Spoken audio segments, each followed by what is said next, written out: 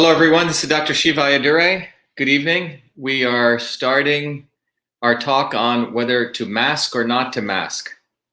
We have people coming in from Michigan. Michelle, can you make sure that Jen is coming in? Thanks. We're live on Instagram. We're live on Facebook, on YouTube, and Periscope. Hello, everyone.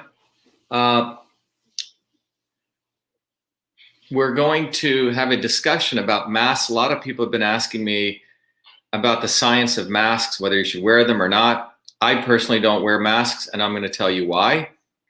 I do believe that, as I talked about a couple of days ago, we should be focused on boosting our immune system. This is something we all should do in general. If people want to go look at my last video that I did, I talked about the 5+1 bonus item everyone should do to support their immune system. One of it was vitamin D, the other one was vitamin C, the other one was vitamin A, zinc, and iodine. And these are sort of basic things people should consider. Ideally, you get them from food. You get the vitamin D from sunshine. If you can't get it there, you take the vitamin D3. Ideally, you get the vitamin A from your deep green leafy vegetables and the purple fruits and vegetables. If you can't get it there, take vitamin A palmitate. You have zinc, which is an amazing mineral.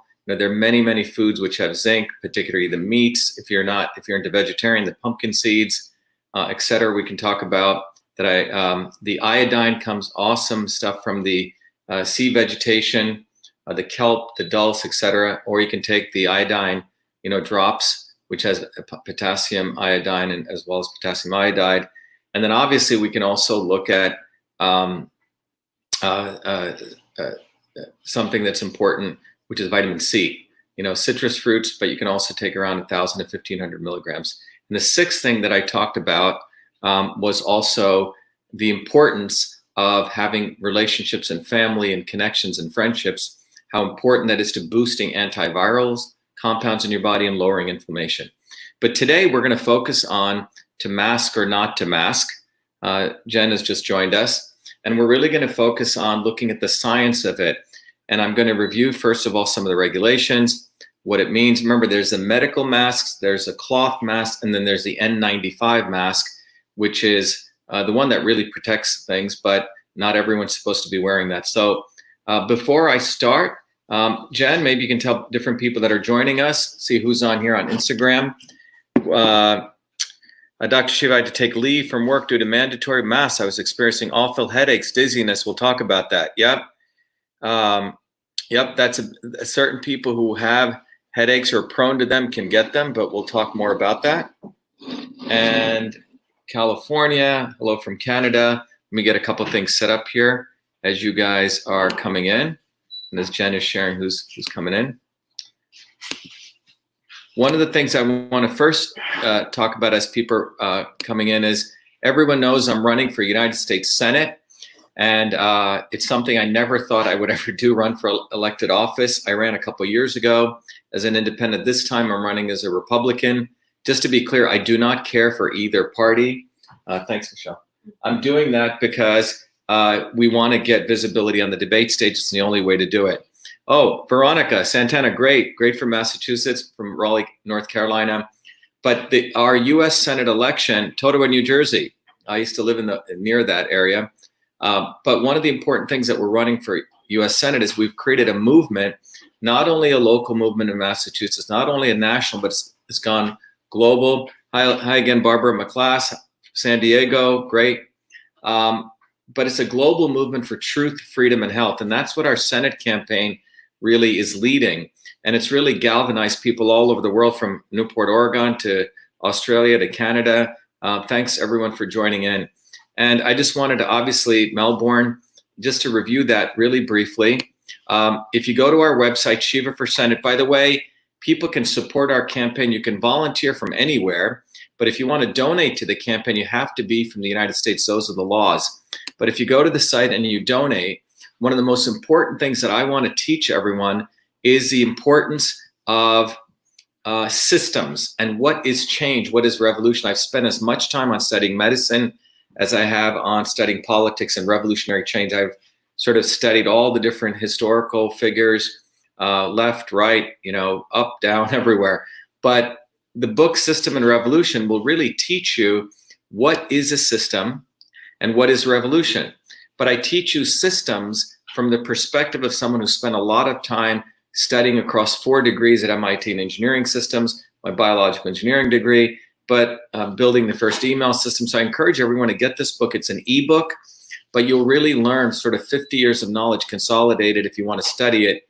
It's potent knowledge in about 2 hours if you take your time to study it, but you'll really learn what are systems and how they work. But the other thing I do is also I want to give you a piece of software that I created that helps you use these principles from this book to really understand how your body is a system. And this is $25 for those people in the United States who donate to the campaign. Given the economic distress that's going on, if you can't afford that, donate whatever you can. Let me just get rid of this here. And I want to be as generous as possible. Donate whatever you can, and you get access to the book as well as this tool. And it's invaluable. You can't really put a price on the book on how much knowledge is in there. But those of you, this is weird. What's going on there? But if those of you who actually go, if you're outside of the United States, you can literally go to yourbodyyoursystem.com. And I think there's an upgrade going on there. But if you go to Your Body, Your System, if you're outside of the United States, and you can get it there directly. I think they're doing the VeriSign key update today. But you can go right to Your Body, Your System and get it. If you're outside of the US, and the same offer is there. So everyone take advantage of this, support the campaign. If you're also anywhere around, you can also volunteer for the campaign. And it's exciting. You get to meet a lot of great people from all over the world in the United States. And please support that. Thank you. So that's about Shiva for Senate. But the bottom line why I'm running is this has really nothing to do with just wanting to be a US Senator. It's really about building a movement bottoms up. And that's what it is, a movement bottoms up for truth, freedom, and health. One of our core systems philosophies is we have to have freedom, open discourse, debate. We don't have that right now because basically a few companies really own our discourse, Facebook, Google, and then you have the 3 major telcos. So we have to fight for freedom of discourse, and I have a model for that. But with freedom, we can practice a scientific method. And with the scientific method, we can really get to truth. But without the scientific method, we go to what's called scientific consensus, where people decide, a small set of people decide what's true. So we need to fight for the scientific method. We need to fight for truth. And from truth, we really get to look at real problems and real solutions, which gets to the things that we need for our health. And with healthy bodies and healthy infrastructure, we have the strength to fight for freedom. So today, what we want to focus on is what is the truth about these masks? What is the truth? You have a lot of people, a lot of grifters. The CDC is recommending school students to wear masks. Does the CDC pay any attention to actual scientists who warn us that masks are risky and ineffective? Yeah, if you look at any issue, what's happening is you're pro-mask, anti-mask. No one actually goes look at the science. Pro-CO2, anti-CO2. Pro-guns, anti-guns. We live in a world that the left and the right separate the world, and we have to move beyond left and right. And that's why we have to take what I call a systems approach. When we take a systems approach to the world, when we really look at it from a scientific perspective, it goes beyond left and right. Some of you may know I came out against GMOs because I took a systems perspective in understanding, and people called me a lefty. I came out against the Paris Accords because it didn't lower pollution. People called me a righty. It's not about left or right. It's not vax or anti-vax. It's recognizing in the case of vaccines that each one of our systems is different. One size does not fit all. So we're going to apply systems thinking to really understand the truth here. And again, to everyone listening, if you're joining in late, you got to, the reason I'm running for United States Senate, and when you support the campaign, I give you a book called System and Revolution, where you can really understand systems principles, and you get access to Your Body, Your System. So this is really to educate you on how to look at the world from a systems perspective. So that's what we're going to look at today. We're going to take a systems perspective to understand all of this. So let me share the screen now to the slides I put together. And let's go over here. Go to the application window here. Let me start the slides. 1 second here. I got to start the slides here. There we go.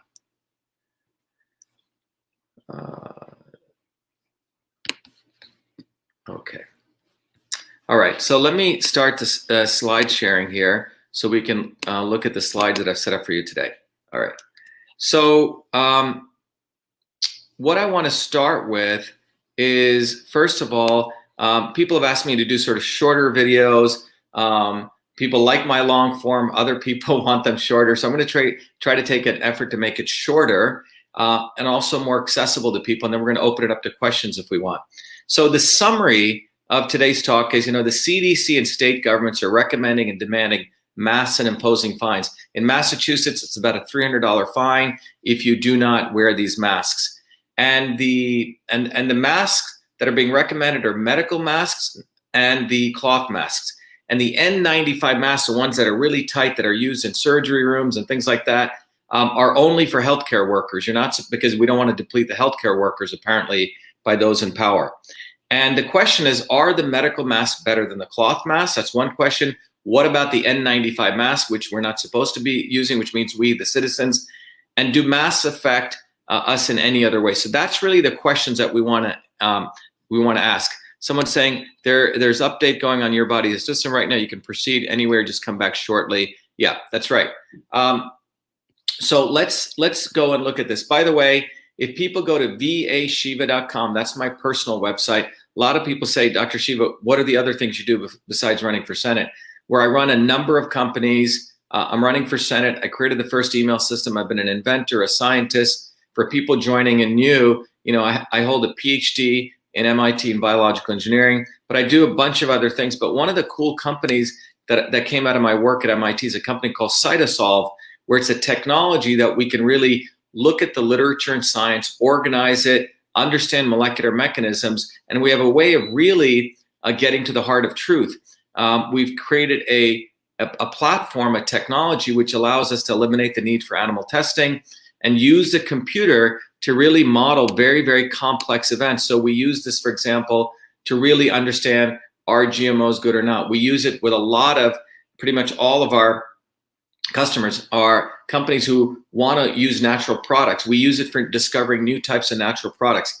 But Cytosolve also affords us with the opportunity to really use the technology to get to sort of the heart of scientific truth, which means we can look at a lot of literature and find out, aggregate that literature and find out what's really going on. So that's what I did here today for everyone here on the mask. So we looked at a bunch of literature, we extracted it, we curated it, and then we built really an architectural understanding of that. So let's, first of all, this is what the CDC says. If you go to the CDC's site, it says the use of cloth face coverings to help slow the spread of COVID-19. If you read it, it says how to wear cloth face covering. They actually tell you how to wear it. It should fit snugly, be secured around your ear loops, include multiple layers of fabric, allow breathing without restriction, be able to be laundered. They basically tell you, in fact, they tell you how to make a homemade cloth face covering. This is right on the CDC site. And they don't really talk a lot about if it works or not. They just tell you you should do this. So it's quite interesting. Now in Massachusetts, and you can go to your own state's government site, it says wear a mask in public, and there's an order that I want to show you right here. What it says is Governor Baker, who's the quote unquote Republican governor in Massachusetts, has issued an order effective Wednesday, May 6, requiring face masks or cloth face coverings in public places where social distancing is not possible. This applies to both indoor and outdoor spaces. Exceptions include children under the age of 2 and those unable to wear a mask or face covering due to medical condition. Read the full Department of Public Health guidance. By the way, this is something everyone should know.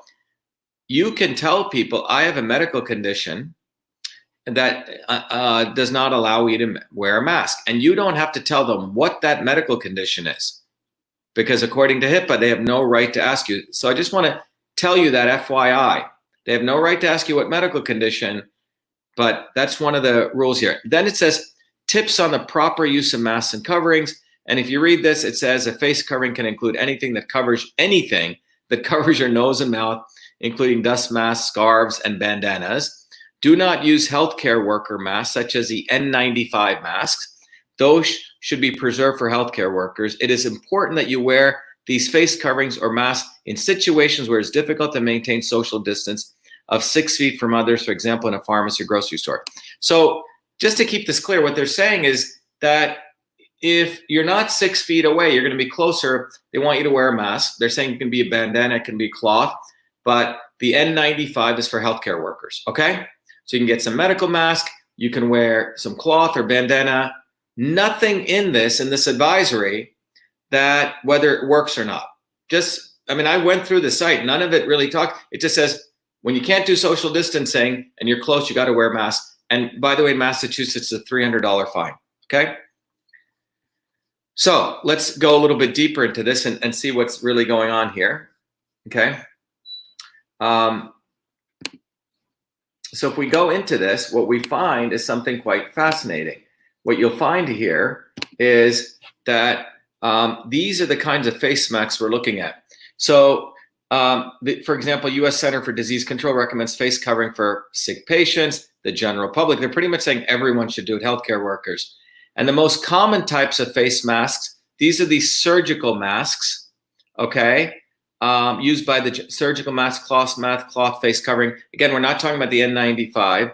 And right now, there's no conclusive clinical evidence at all for the effectiveness of face masks. And the possible reason is virus size is too small to be filtered out. But here's a surgical mask above, and here's a cloth mask that you may see wearing. But again, cloth masks include bandanas, etc. Now, when I went through the literature, I try to get the most recent literature. So the 4 papers we curated down to 3 of them from 2020. One of them is from around 2015, 2017, okay? So we're gonna go through these in detail. One of the papers that I wanna talk about was called The Effectiveness of Surgical and Cotton Masks in Blocking SARS-CoV-2, a control comparison in 4 patients. So they took 4 patients and they compared it. Now, the net result, as you can see here, is, I'll go right to it. Lee and colleagues showed that particles 0.04 to 0.2 microns, that's what a micrometer is, can penetrate surgical masks. So if you take a meter is about a yard, okay? This is, a micron is 10 to the minus 6th, okay? So we're looking at 10 to the minus 6, right? So 0.04 to 0.2 microns, micrometers, can penetrate surgical masks. That's what they're saying. So if a particle size is 0.04 to 0.02 micrometers, okay, just remember those numbers, 0.04 to 0.2, it can penetrate through the surgical mask. Now, the size of the SARS-CoV, they haven't been able to measure, when this paper was written, the actual measure of the COVID-19, but they know the SARS-CoV, SARS virus, and you know, it's because it's a common coronavirus. From the 2002 to 2004 outbreak was estimated to be 0.08 to 0.14, okay? So look at that, that's literally in the range that the particles 0.04 to can penetrate. So what that means is the SARS virus, coronavirus, definitely the CoV, and the assumption here is that this size is not that different, that too can penetrate through the surgical masks. Now that's assuming the SARS-CoV-2 has a similar size and surgical masks are unlikely to filter this virus. And what they did was what you can see here, they literally went through and they did various tests. So they literally had people not wear a mask and cough. Then they had people put on the mask and cough, a cloth mask, or first a surgical mask. Then they had someone put on a cloth mask and cough. Then they had people take the mask off again, and they did it into a Petri dish, okay? So they had a Petri dish.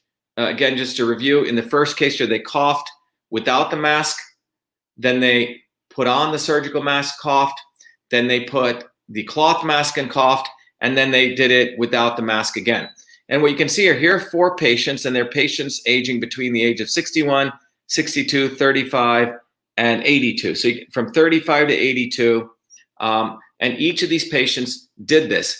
What you can see here, the evidence is quite inconclusive. So if you look at the Petri dish, without the mask, about 3.53 units of stuff landed on the Petri dish. In the case of the 61-year-old male, 3.226, not that difference with the surgical mask. 2.27 with the cotton mask, and without the mask, 3.23. So just look at patient 1. There's not that much difference between wearing a mask and not wearing a mask, and wearing a cotton mask or wearing a surgical mask.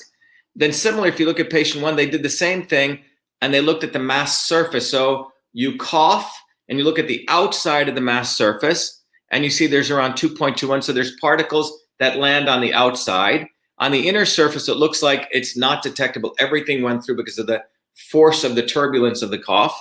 Then the outer surface of the cotton mask got around the same, 2.6, and nothing on the inner surface. So it looks like when you cough, the outer surface gets stuff on it, and stuff goes through. Again, remember, the size of this is of the coronavirus is expected to be much smaller than the actual the holes in the mask. So it's basically like mosquitoes going through a chain link wire fence. Same thing if you look at patient number 2, you see again, not that difference, 2.14, 1.80, if you can see here in the coughing, or 2.08 in the coughing without the mask.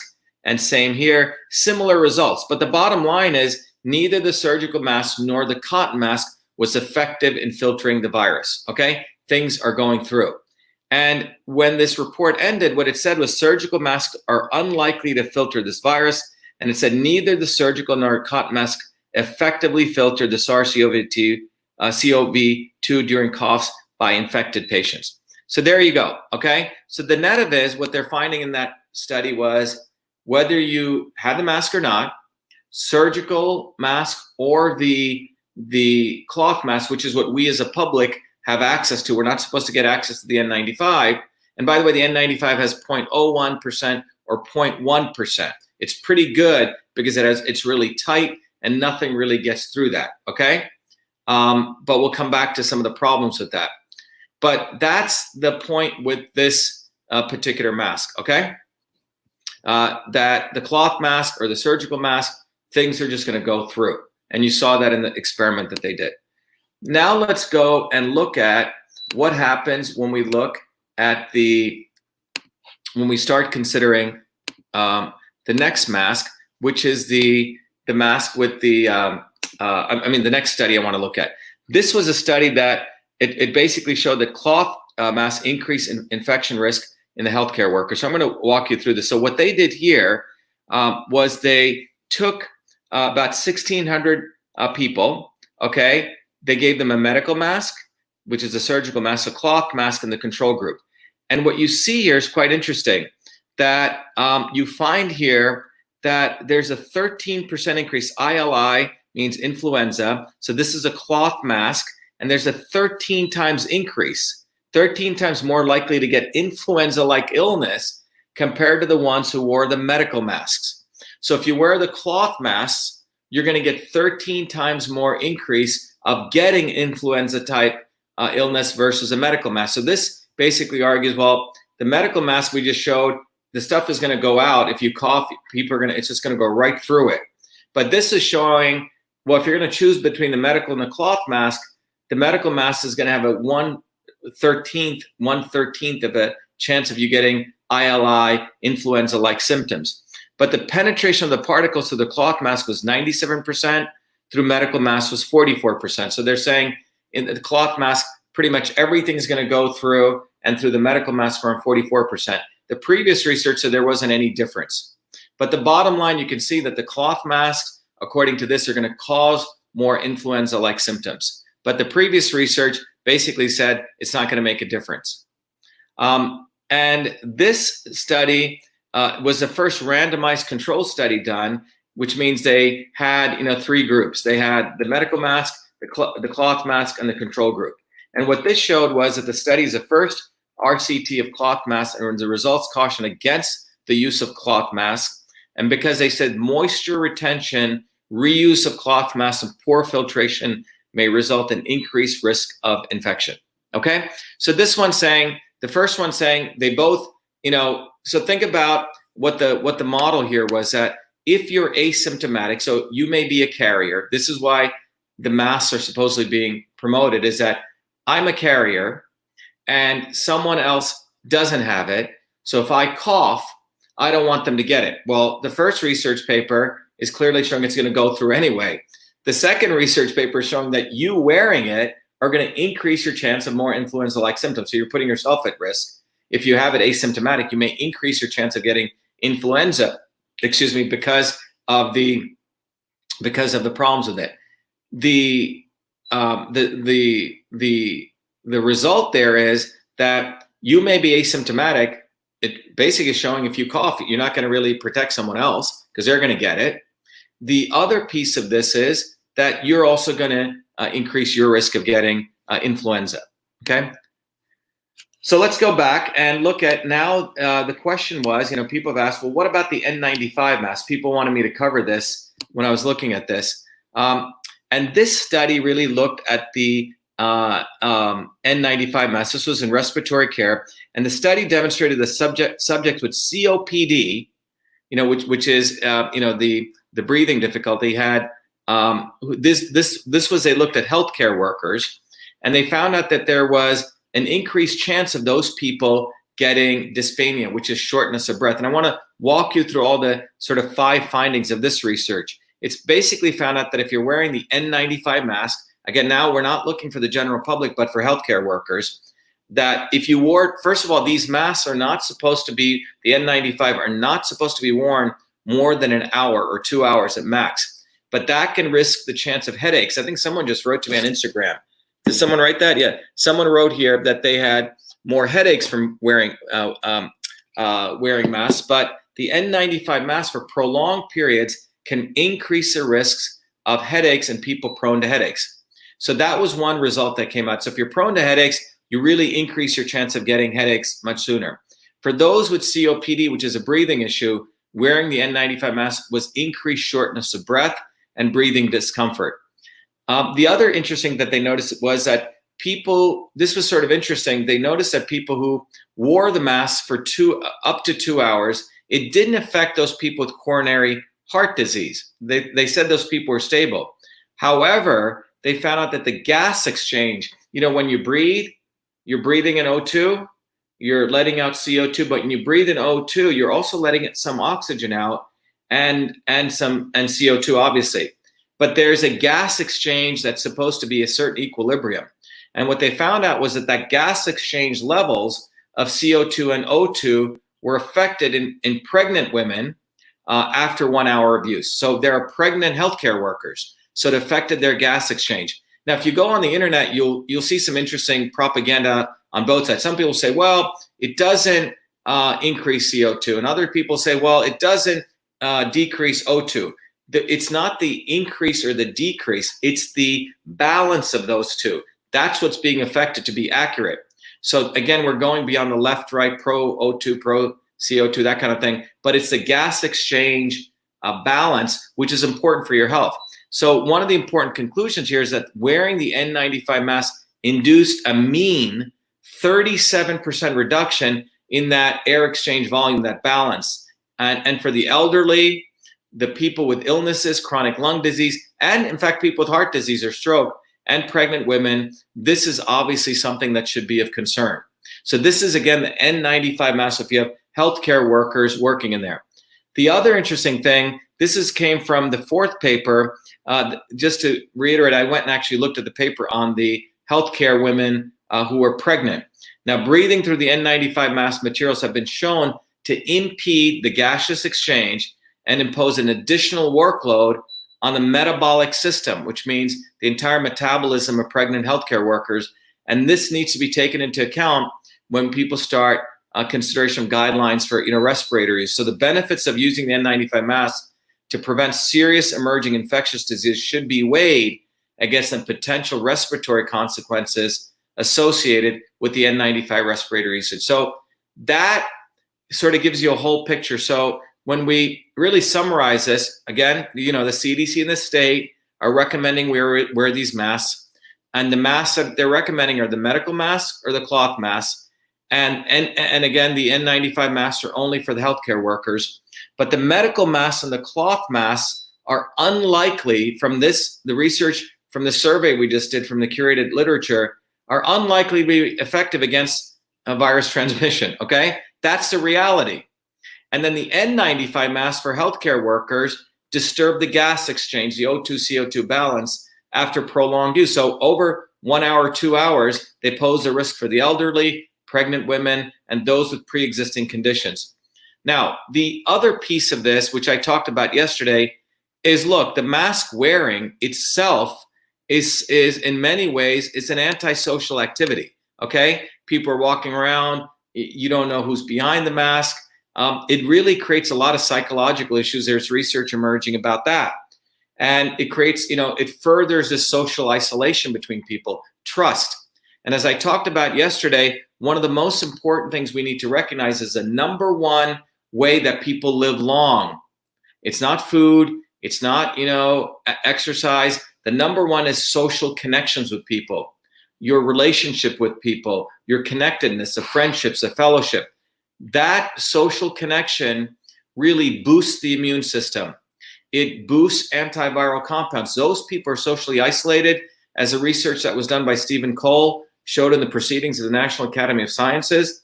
You have a massive drop in gene expression of the beautiful antiviral compounds that your body, its own pharmacy, your body is a pharmaceutical company, if you want to think about it. Your body produces amazing pharmaceuticals to protect you. It produces antiviral compounds when you feel safe and friendly and secure and good social relationships.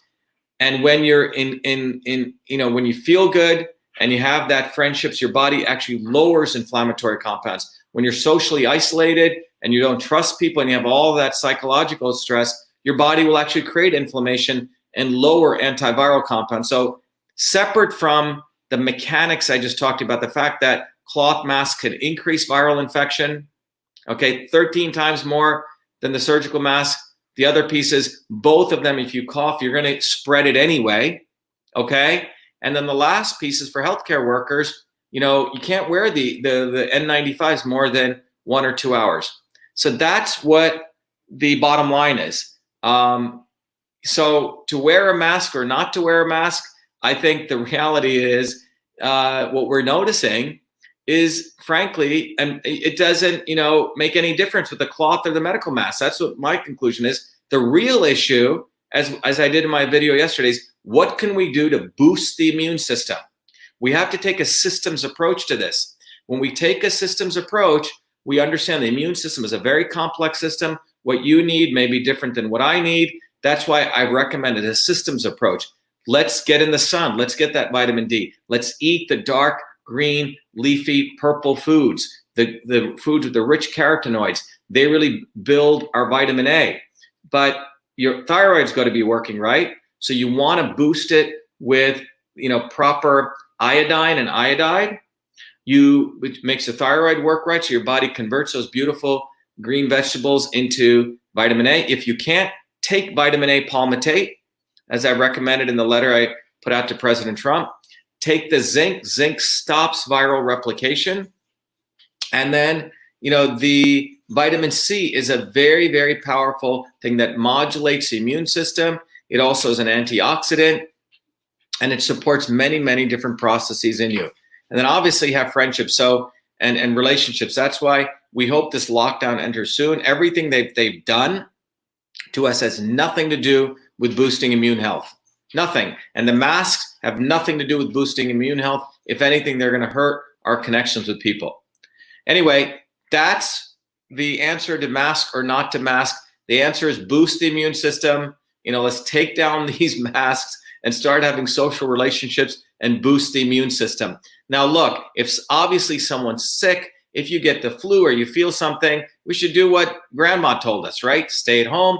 You should self-quarantine yourself, eat all the chicken soups and get all the great nutrients and vitamins, get sleep, okay? This is common sense. Those people are sick should quarantine themselves and keep away from other people so they boost their immune system up so they get strong and they get rested. To shut down the entire economy never made any sense to me. Please respond to question when employers are demanding people wear masks or they cannot work. Look, I've talked to a number of doctors. Here's the rule as I understand it. You have every right to say that you have a medical condition that allows you not to wear that mask. And no one can ask you what that medical condition is. It's against HIPAA, okay? So this becomes a constitutional issue, and it becomes an issue of you, protecting your rights. Now, I am not aware if this has been adjudicated.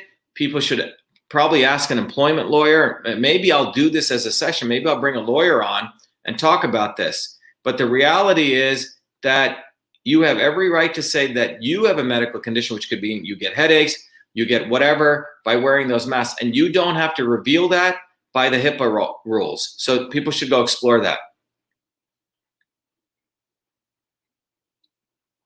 Let's see what other questions we have. I'm going to go over to Instagram here, and Jen, you can keep coming. Why are so many constitutional laws being violated? You know, this is a great, great question. Day before, I had a conversation about what is actually happening in this country. And I may come back at 10 p.m. and I want to share with you my initial thoughts. If you guys want to take a quick break, or I can just go into that. Jen, you should tell me what we should do. I may take a quick break and come back. But my entire thesis on this whole thing is that we have a deep state in this country, okay? Someone said a business can deny a service if you don't wear, if you don't wear a mask. Well, this is a very interesting question. They can deny. So for example, when I was going down to Washington, D.C., we had to stop off at a rest point, and one of these rest areas said, you have to wear a mask. Well, I went in and said, look, I have a medical condition. You have no right to ask why. I'm not wearing a mask. And they didn't know what to do because they hadn't heard that before. And we basically forced them to serve me, which is we had to buy some, water and some nuts or something. Walmart will send you home with no pay, no exceptions. Interesting. I think this is a very, very interesting area of law that we need to explore, challenge, adjudicate. But the bottom line is, if we go to the science shows that it has no effect. That's what the science shows. Unless you're wearing these N95s, which I don't think Walmart would want you to wear, because you're going to increase the chance of hypoxia, less oxygenation, less gas exchange, and increase people's chance of getting other things. Also, the American Disabilities Act would love to know your rights by being made to wear a mask or being violated. Exactly. So that very good point from Virginia Forrester. So you do not have to reveal what your issues are according to the American Disabilities Act. Walmart is profiting greatly from the pandemic. Yes, they are. And they sell a lot of Chinese goods. And I want to talk about that. I'm going to come back.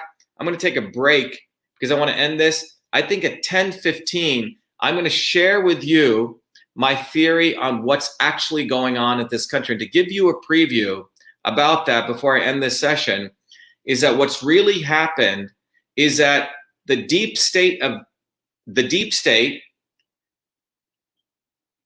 is really a collaboration of the Chinese Communist Party, Hollywood, Wall Street, the big universities, big academia, etc., and including our politicians, left and right. We as a country are being sold out. We as a country are being sold out to China Inc. Deep state equals China equals Hollywood. All of these guys are one big deep state Inc. And that deep state Inc. wants to model this after China. Well, how does China work?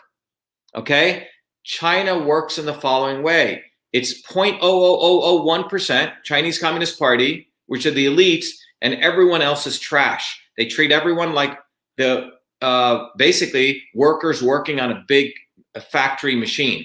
0.001% elites and everyone else below. They don't want any entrepreneurs. They don't want any people using their minds. They don't want any real small business owners.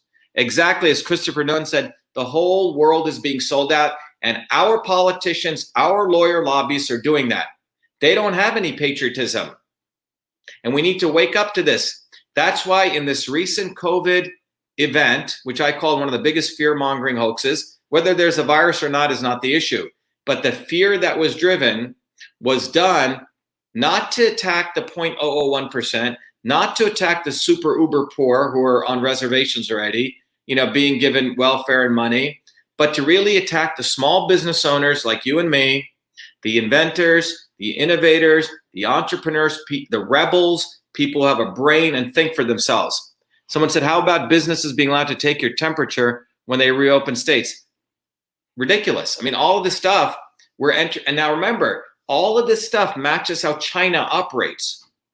Our country, when I come back to you around 10:15, you're going to learn that the Chinese are literally buying up America, and our politicians are selling you and I out. They are not Americans. They're fake Americans. And in the next 90 days, what we're going to witness in this country when September, October comes is there's going to be another virus.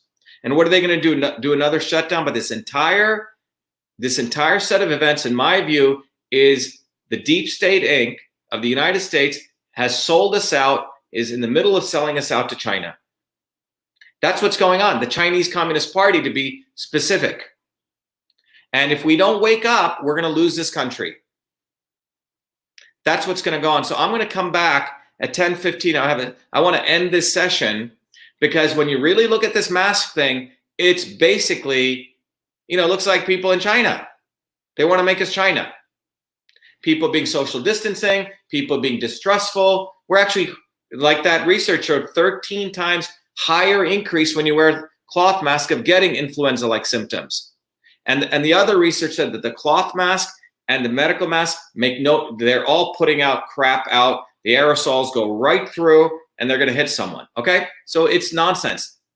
And furthermore, they're making us distrustful of our neighbors. They're creating a mask versus, no mask versus mask. Okay? Dialectic. And that's what they want. They want to divide this country.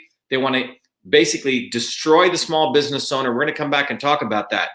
But it's about time we start recognizing we must fight. We must go for truth, freedom, and health. And that's why I keep coming back to why I'm running for US Senate, why I do these videos, why I'm still a scientist. It's about applying the scientific method. And in closing, what I want to say is I'll come back at 10:15. Is that okay, Michelle? Jen? We'll come back and do another session at 10:15 on China Inc. and the Deep State Inc. But I really want people to support what we're doing because this is really your campaign.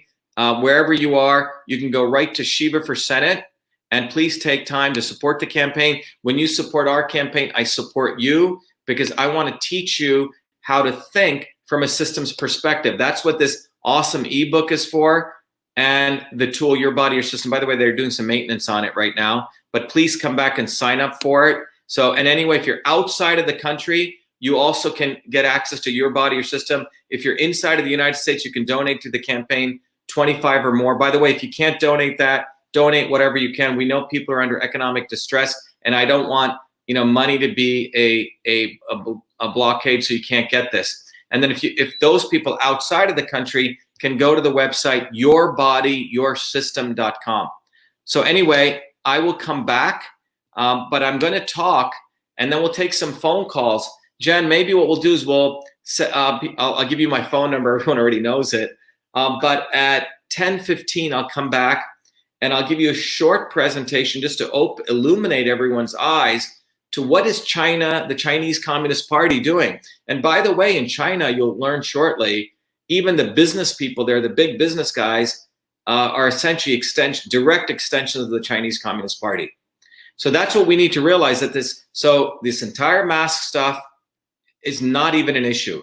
It really was done to separate us, to fearmonger us, to create a ridiculous, awful Chinese Communist Party environment. And we can't allow that. We are not China. We're with the United States of America. We have the Constitution. And if you look at our Constitution and the Chinese, articles that they have, this is totally fascist.